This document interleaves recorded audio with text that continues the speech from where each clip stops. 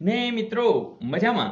મિત્રો આપણે રિઝનિંગની અંદર હમણાં જે આકૃતિ હોય છે એમાં શું છુપાયેલું છે એમાં નજર કરતા હોય છે અને અગાઉ આવા પૂછાયેલા પણ છે અને હવે પણ પૂછી શકાય તેવા પણ છે.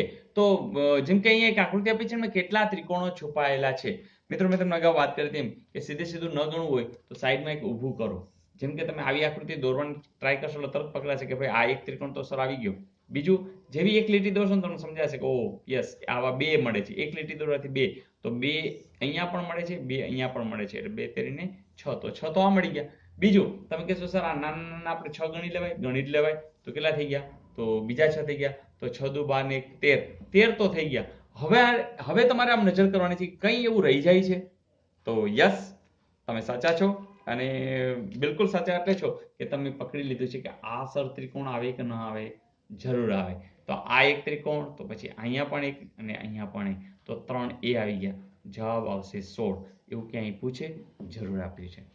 તો છે ને સહેલું. તો આવું સહેલું પૂછાય.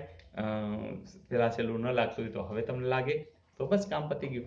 અને કેટલી સીધી લીટી, તો આ તો બહુ સિમ્પલ જ છે એટલે તમે સીધી પકડી લેશો. આમાં ક્યાંય બહુ રિપીટ થાય એવું નથી. આ 1, આ 2, આ 3, આ 4, આ 5 અને 6. તો સીધી લીટી કેટલી છે? 6. તો હોમવર્ક આપી દઉં? યસ. હોમવર્કની અંદર હમણાં જે નવું શીખ્યા છે શું કે રેખાખંડો, હે ને? તો રેખાખંડો અહીં કેટલા છુપાયેલા છે. તો આ આકૃતિની અંદર તમને રેખાખંડો કેટલા છુપાયેલા છે એ ફાઇન્ડ આઉટ કરવાનું છે.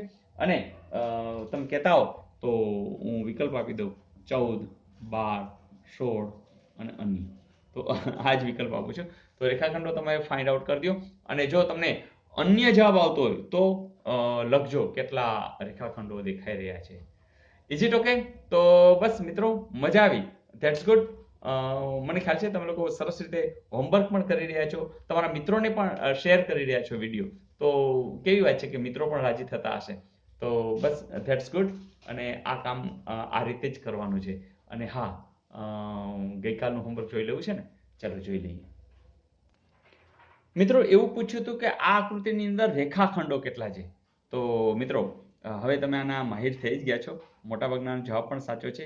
જેમ કે અહીંથી અહીં સુધી જાય છે તો આ 1, આ 2 અને આખે આખું 3, એટલે કે અહીંયા 3 દેખાઈ રહ્યા છે. તો મિત્રો જો અહીંયા 3 હોય તો અહીંયા પણ 3 જ છે, બરાબર? આ એ સેમ છે. પણ જો અહીંયા 1, 2, 3, પછી 2 ની જોડી 4, પછી અહીંથી 5 અને હવે આ 6, રાઈટ? જો અહીંયા 6 છે તો અહીંયા 1, 2 ને 3 છે એવું જ અહીંયા છે. અહીંયા પણ તમે 6 લખી નાખશો. હવે અહીંયા જોઈએ 1, 2, 3, 4, 5, 6, 7, 8, 9 અને 10. તો મિત્રો 3 ને 6 9 ને પાછા 9 દુ 18 ને 10 28. અહીંયા 28 હશે તો આમ પણ 28 હશે. જવાબ આવશે 56. છે ક્યાંય? કંઈ વાંધો નહીં, અન્ય તો છે જ. તમે કહેશો બીજું કેમ? કેમ કે અહીંયા એ જ છે. જુઓ તો અહીંયા 3 આવશે, અહીંયા કેટલા આવશે? 6 આવશે, અહીંયા કેટલા આવશે? 10 આવશે, અહીંયા કેટલા આવશે? તો પાછા કેટલા આવશે? 6 જ આવશે. અને પાછા અહીંયા કેટલા આવશે? 3. એટલે કે પછી આ બાજુ આપણે ગણ્યા જ નહીં તો એટલે ડબલ કરી નાખ્યા એટલે 28 દુ ને 56. તો અન્ય જવાબ એટલે કે ABCD જવાબ તો 56 છે જવાબ સાચો છે. તો મજા આવી દોસ્તો. ધારો કે ભૂલ હતી, કંઈ વાંધો નહીં. આપણને ભૂલ પડે, માણસ માત્ર ભૂલને પાત્ર. પણ જેને શીખવું જ છે એને તો હવે જ્યારે આ ક્યાં સાચી પરીક્ષા હતી, સાચી પરીક્ષામાં તમને પૂછાય તો એમાં માર્ક્સ મળી જશે ત્યારે ખૂબ રાજી થશો. ત્યારે તમે હસતા હસતા રાઉન્ડ કરતા હશો અને વિડીયોમાં કદાચ તમને યાદ આવતું હશે કે સરે આ કરાવ્યું છે. તો આવું કેટલા બધા લોકોને થાય છે. એક વ્યક્તિ તો કહી રહ્યા હતા કે સર સપનામાં પણ તમે હવે ગણિત ભણાવો છો. ધેટ મીન્સ કે તમે ગણિતની પાછળ પડી ગયા છો. તો NDC પરિવારને હેતુ જ છે કે બસ તમે જ્ઞાન મેળવવા માટે પાછળ પડો તો જ્ઞાન આનંદ સાથે તમને મળતું જ રહેશે, મળતું જ રહેશે, મળતું જ રહેશે. તો મિત્રો કાલે વધુ તૈયારી સાથે મિલતે હે બ્રેક કે બાદ. હા, કોમેન્ટ્સ ભૂલાય નહીં. તમે નવા છો, નવા જોડાણા છો, જે કંઈ મજા આવતી હોય એ જરૂરથી શેર કરજો કારણ કે અન્ય મિત્રોને પણ એમાંથી પ્રેરણા મળી રહી છે. આવજો.